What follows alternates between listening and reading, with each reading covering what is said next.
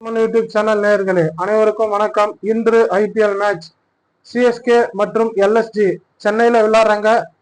Chennai MA Chidambaram stadium. 7 மணிக்கு toss போட்டு 7:30க்கு match லைவா வந்துடும். இந்த வீடியோவை லைக் பண்ணுங்க, ஷேர் பண்ணுங்க, கமெண்ட் பண்ணுங்க, சப்ஸ்கிரைப் பண்ணுங்க. அது மட்டும் இல்லாம இன்னைக்கு ஒரு ப்ரெடிக்ஷன் கொடுக்கலாம்னு நினைக்கிறேன். சிஎஸ்கே டாஸ் வின் பண்ணா பவுலிங் தேர்வு செய்வாங்க அப்படின்னு என்னுடைய கருத்து. சப்போஸ் எல்எஸ்ஜி டாஸ் வின் பண்ணாலும் அவங்களும் பவுலிங் தான் தேர்வு செய்வாங்க. ஏன்னா இரவு நேரத்துல குளுமையான காற்று அடிக்கிறதுனால பந்து பேட்டிங் நல்லா வரும். அதனால ரெண்டு அணியும் இந்த மாதிரி தான் யோசனை பண்ணுவாங்க. டாஸ் வின் பண்ணா பவுலிங் எடுத்தா கூட முதல்ல பேட்டிங் ஆடுற டீம் வந்து ஒரு 190 220 ரன் அப்படி போவோன்னு என்னுடைய கருத்து கணிப்பு.